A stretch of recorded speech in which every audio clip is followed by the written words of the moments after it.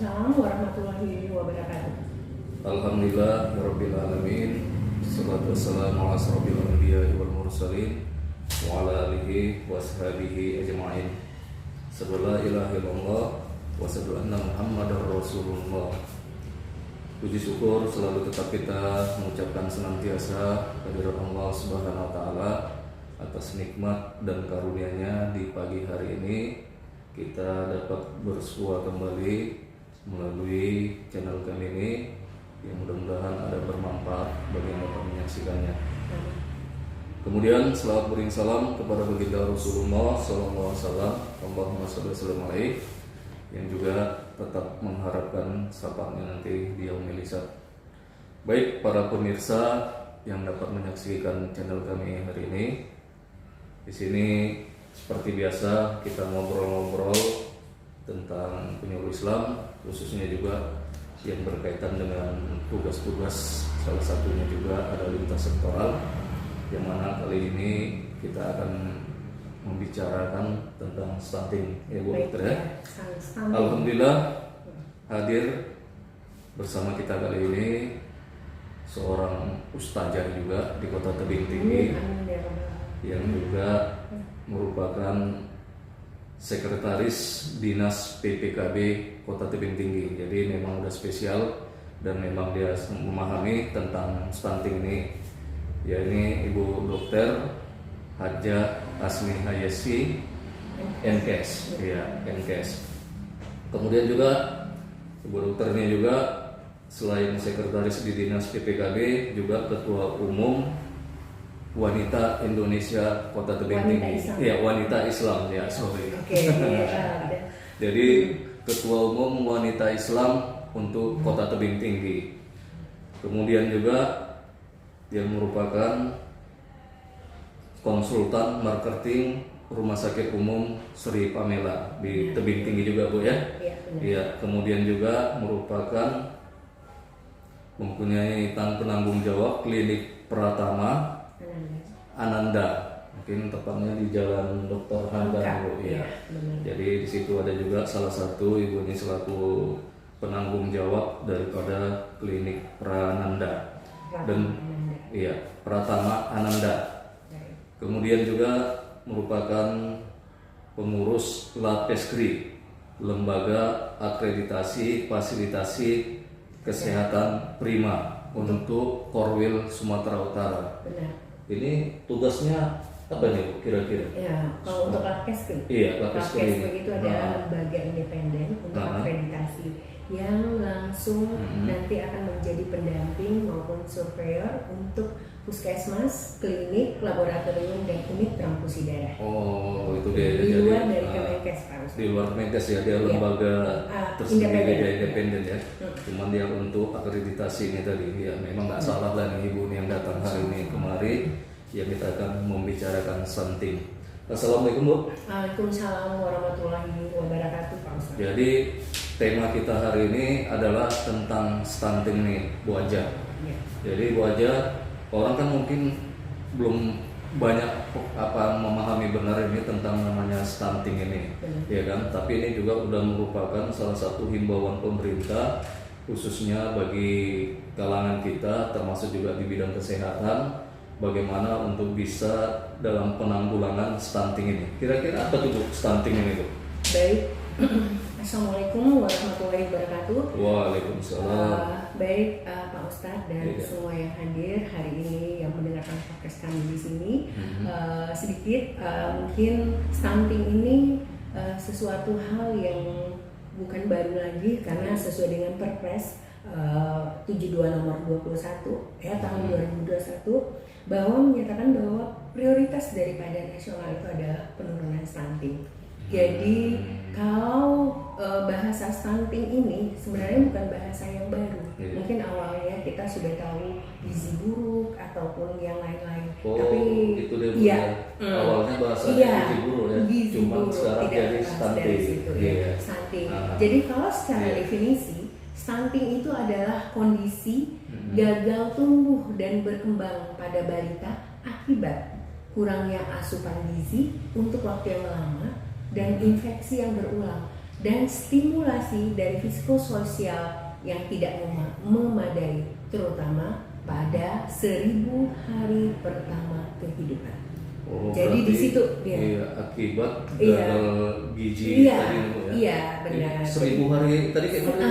Oke. Iya. Jadi mungkin untuk 1000 HPK, kalau Iya. kita bilang 1000 HPK itu adalah 1000 hari pertama kehidupan. Jadi dari mana hari pertama kehidupan itu muncul? Iya. Jadi kalau kita bilang makanya kami di Dinas PPKB di sini untuk pencegahan ataupun promotif preventifnya, kita ada screening di dalam remaja putri, yaitu untuk Catin. Catin adalah calon pengantin. Jadi di sini siklusnya dari si calon bayinya itu dalam kandungan itu sudah kita promotif preventif kan untuk kegiatan ini. Jadi dari hamil sampai dia melahirkan sampai nanti anak tumbuh sampai di usia 2 tahun. Sampai 2 tahun. Iya, itulah yang dibilang 1000 hari pertama kehidupan. Oh, 1000 hari pertama kehidupan. Jadi di situ dia dari sebelum terjadinya kehamilan, di kehamilan itu juga kita evaluasi, terus nanti setelah itu juga sampai si anak itu umurnya mencapai 2 tahun. Jadi kalau kita bilang di sini prosesnya mencakup sampai 1000. Jadi apa yang harus kita lakukan dari 1000 hari pertama kehidupan itu? Disinilah peran daripada orang tua untuk mencegah anaknya supaya jangan sampai ini menjadi stunting.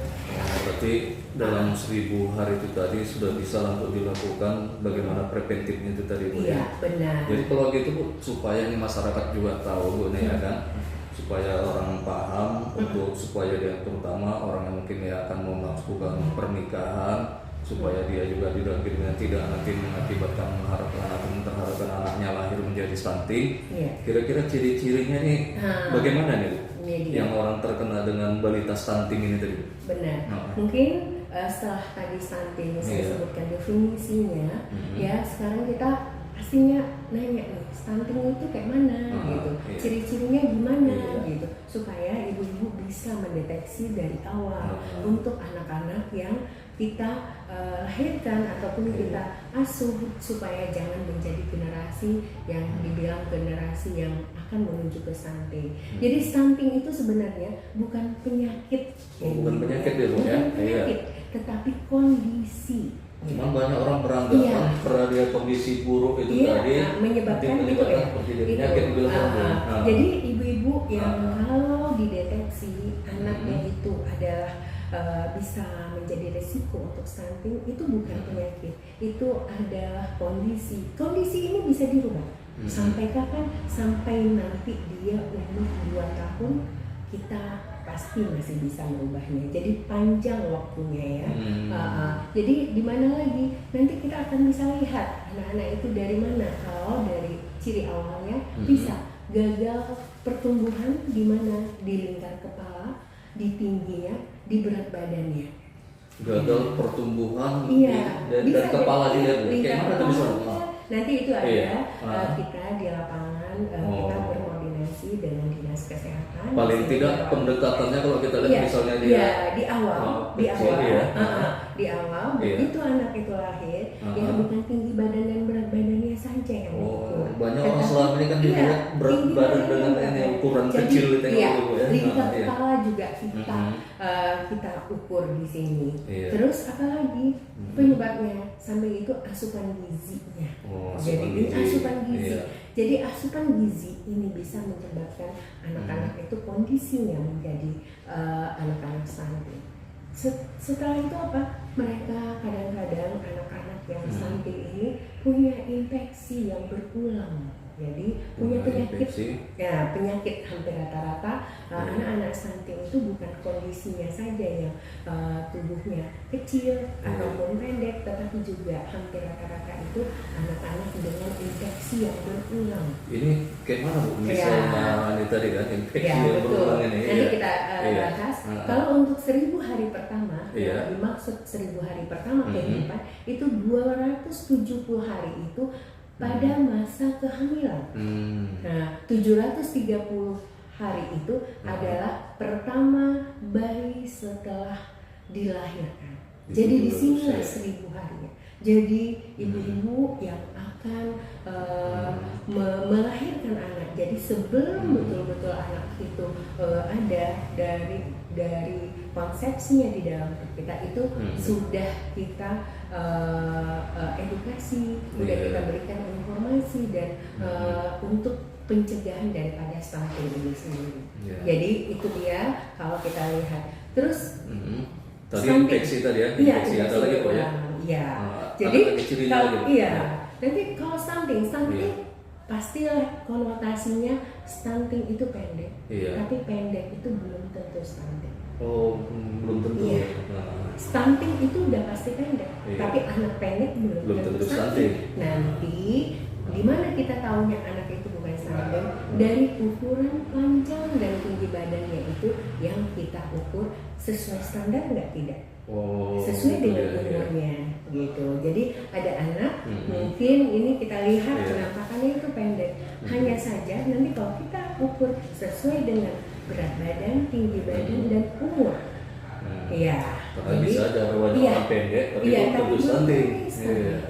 Jadi jangan salah kalau kita lihat anak-anak yang stunting itu pastilah anak-anak yang tinggi badan sesuai dengan umurnya itu di bawah standar.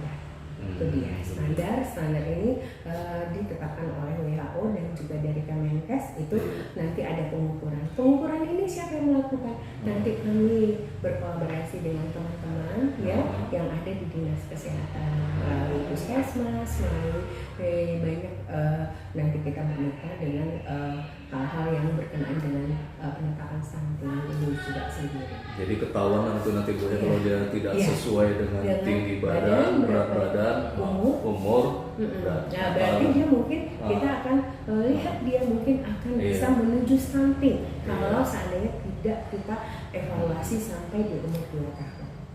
Nah jadi begitu. Itulah ciri-ciri yang tadi Bu. Kemudian ini juga supaya masyarakat juga para ibu-ibu mungkin juga supaya mereka tahu terutama ya bagi ibu-ibu majelis taklim ini memang sudah cocok sekali hari ini kita hadir dengan Bu Hajjah yang memang juga di bidangnya.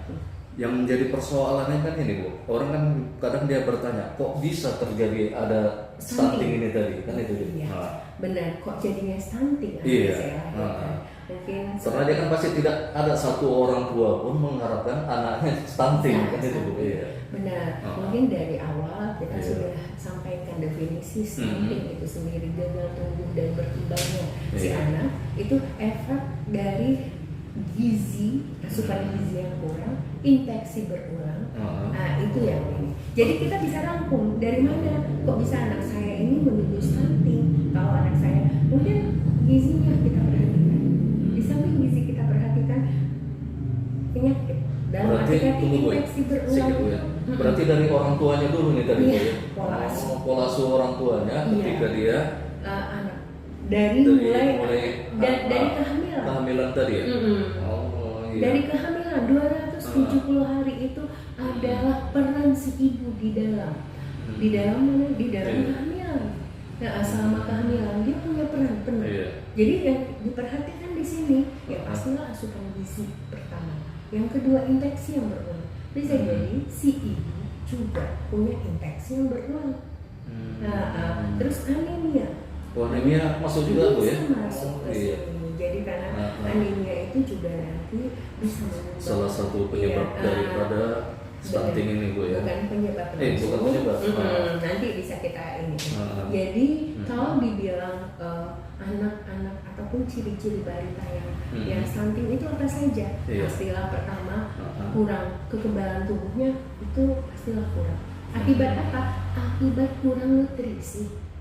Kurang nutrisi akibat kurang asupan daripada gizi masuk ke dalam tubuhnya yang berkepanjangan. Jadi iya benar. Jadi itu salah satu. Kenapa? Mungkin kita selalu lihat tuh anak-anak tuh yang sering sakit ya, sakit. Ini kan pasti disebabkan oleh infeksi. Sering demam, sering muntah, sering diare, terus punya mungkin ada banyak faktor-faktor penyebab penyakit herediter dari orang tua yang diturunkan dan lain-lain. Jadi dari keturunan itu juga bisa menyebabkan. Nanti kita bisa lihat di sini gejala-gejalanya untuk anak-anak yang istilahnya yang menyumbangkan untuk bisa stunting. Inilah fungsi kita di sini adalah memberikan pencegahan supaya anak-anak yang berdampak stunting itu cepat kita cegah, supaya jangan betul-betul anak-anak menjadi lahir ataupun sampai di usia yang 2 tahun yang kita sampaikan tadi itu tinggi badan, berat badan dan umurnya di bawah standar. Jadi di sini fungsi kita memperbaiki kondisi si anak ataupun si balitanya. Jadi mungkin saya bisa juga menyampaikan untuk penyebab daripada stunting. Stunting ini penyebabnya ini kalau kita bilang tadi sudah disampaikan ada penyebab yang langsung dan ada penyebab yang tidak langsung. Ada langsung. Ada langsung. Kalau langsung kita udah pasti. Dari mana sih asupan gizi? Yang tidak langsung sekarang. Iya, bisa. Jadi kalau orang bilang tidak langsungnya dari mana? Ini kita lihat sanitasinya gimana. Mas banyak bisa memberikan penyebab untuk anak-anak ini menyebabkan langsung dari mereka untuk bisa berdampak stunting. Jadi kalau kita cakupan langsung, ya seperti saya sampaikan tadi, asupan gizi, infeksi yang berulang, terus pola asuh mungkin di HPK-nya 1000 hari pertama kehidupan, mungkin dari orang tuanya, setelah lahir dia bagaimana itu. Kalau tidak langsung, yaitu ketahanan pangan. Jadi pangan itu maksudnya akses pangannya gimana, lingkungan sosialnya bagaimana, akses daripada istilahnya sanitasinya gimana. Terus, jadi banyak penyebab langsung yang berdampak dan yang tidak langsung. Jadi kadang-kadang kita ekonomi hampir rata-rata masyarakat yang anaknya kita jumpai stunting itu hampir rata-rata di bawah skala kemiskinan. Jadi ini mungkin sekedar kalau tebing tinggi kita nih kira-kira kan ada data yang sudah dilakukan oleh Dinas PPKD. Baik, kami untuk prevalensi daripada stunting ini sudah disampaikan ke kami bahwa ini sumber datanya dari Dinas Kesehatan dan sesuai dengan data SSDI tahun 2021 anak stunting yang ada di 5 kecamatan itu 281 salah saya. Kalau untuk 2022 itu 213. Ada penurunan. Penurunan, tetapi dari penurunan kalau dari PPGBM. Jadi anak stunting ini ada lagi dari 213 ini skala prioritas ada 27 anak yang skala prioritas di tahun 2023 ini yang akan kita lakukan upaya percepatan penurunan stunting di Kota Temanggung. Kami sudah turun ke 27 anak, ya kan? Itu sesuai dengan SK wali kota, ya, untuk tim AKS, tim ini sendiri, tim teknis. Di situ ada beberapa OPD yang terkait. Kalau yang sensitifnya itu adalah kami sini dinas PPKB dan dinas kesehatan. Di samping itu ada dinas ataupun OPD lain yang ikut di dalamnya seperti dinas sosial, dinas DP3 APM, dinas PUPR, dinas ada 8 kalau nggak salah saya ikut di dalam kegiatan ini. Supaya penurunan ini tadi. Benar. Jadi kita bukan hanya mengharapkan penurunan yang dari yang spesifiknya saja, tapi sensitifnya juga kita lakukan intervensi. Ini kan kalau secara pemerintah kan kita secara sudah dilakukan Bu ya untuk penanganan stunting ini tadi. Paling tidak kan juga supaya masyarakat juga karena supaya paham dan terlibat juga nih Bu ya. Kira-kira himbauan ini gimana lah selaku ibu, selaku seorang daripada sekretaris dinas PPKB maupun juga selaku ketua umum wanita Indonesia, wanita Islam, ya, iya, ingatnya sih itu aja teman ketua umum wanita Indonesia. Ini kan juga salah satu peranan kita juga ini selaku kita pemerintah, juga selaku kita orang yang bermasyarakat juga. Nah ini kira-kira apalah himbauan ini Bu supaya para masyarakat juga tahu.